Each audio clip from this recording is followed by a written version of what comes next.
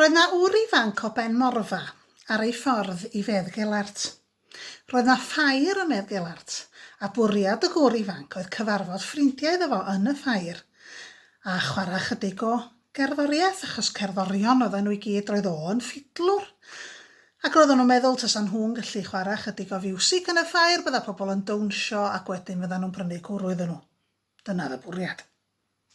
Tua hanner ffordd i Fedd Gelart, dyma fo'n pasio coedan fawr. Ac fel oedd o'n pasio'r goedan, dyma na ddyn yn bychan yn neidio allan at yn ôl y goedan. Dyn bach, bychan, a gwallt hir gwyn lawr at ei sgwydda, a barf hir wen i lawr at ei draed. A lle wyt ti'n mynd? I Fedd Gelart. A be wneud i yno? Chwarae'r ffidil. Ti'n ffidlwr? Yndw. A fi'n afyd. A dyma'r dyn bach yn codi i farf i fyny, ac yno o dan y farf yn crogi rownd i wddwn union fel tai. Mi o'na ffidil bach. A dyma fan estyn i tu nôl i war ac yn estyn bwa. A dyma'r dyn bach yn rhoi y ffidil fach o dan ei ên ac yn defnyddio'r bwa bach ac yn dechrau chwarae.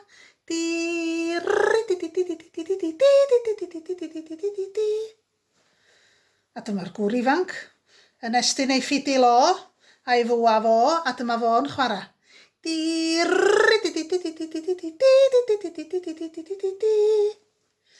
A'r dyn bach.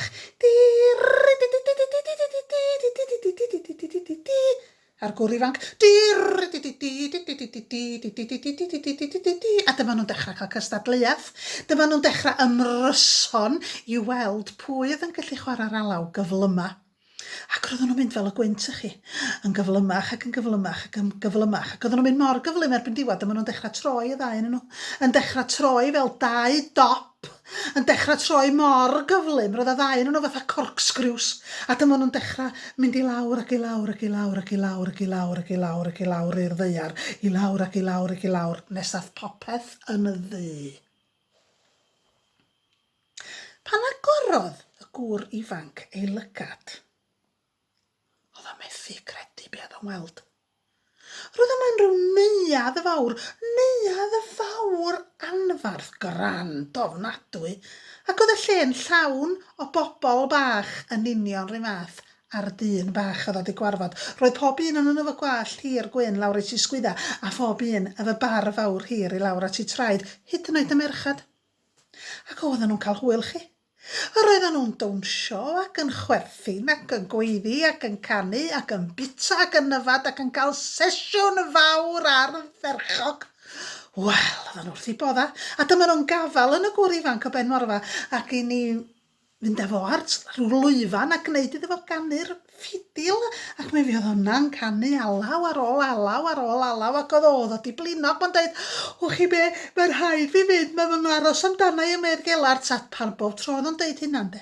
Oedden nhw'n dweud un arall, sydd yn dod laen, un arall. A oedden nhw'n rhoi medd iddo fo yfad a bob math o ddanteithion i fita. Ac oedd wedi blino chi. Mwyaf o'n chwarae, mwyaf o'n yfad, oedd o'n blino. Nes yn diwedd oedd rhaid iddo fo mynd i orwedd lawr a rhyw soffa fawr felfad goch gyfforddus. A mi gysgodd yn sownd. Pan ddeffrodd o, do'n am sôn am y neuadd, na'r bobl bach efo'r gwalltiau hir gwyn a'r barfa mawr hir. Do'n am sôn am soffa goch felfad gyfforddus. Roedd o'n ganol cae, ac wedd i ben o'n brifo. Ac o'na garag o dan i ben o. Oedd i ffidil wrth i ymyl o. A ma'n dweud, dyna freuddwyd od. Bedd Gelart, meddwl. A ffwrra fo ar frys garw i gyrraedd Bedd Gelart i gael mynd i'r ffair. Ond wrth iddo fo gyrraedd Bedd Gelart, oedd popmath yn dawel. Popman yn dawel fel y bedd. Do'na neb o gwmpas heblaw ryw un ddynas yn sgipo o flaen siop. A dyma fo'n mynd at y ddynas a dyma fo'n dweud, lle mae'r ffair? Be sydd wedi digwydd? Lle mae'r ffair? A dyma'r ddynas yn troi at fo'n dweud, I don't understand what you're going on about. A dyma fo'n gweiddi, y ffair, lle mae'r ffair? A dyma hi'n gweiddi nôl, I told you I don't know what you're going on about. Ac fel oedden nhw'n cael ffrwgwd bach, dyma, na ddyn yn dod allan o'r siop. A be sy'n ngwasi? Be sy'n bod wan? A dyma fo'n dweud, lle mae'r ffair? Y ffair, medda'r cwsmar. Ia, y ffair. Wash bach i, does na'm ffair di bod yn medd gelar tes ti da ni weld o'n 70, 5, 80, do, bron i 90 mlynedd cofia. Ac wrth i'r cwsmar ddeud y geiriau yna, dyma'r gŵr ifanc o Ben Morfa yn teimlo ei hun yn crymu ei sgwydda,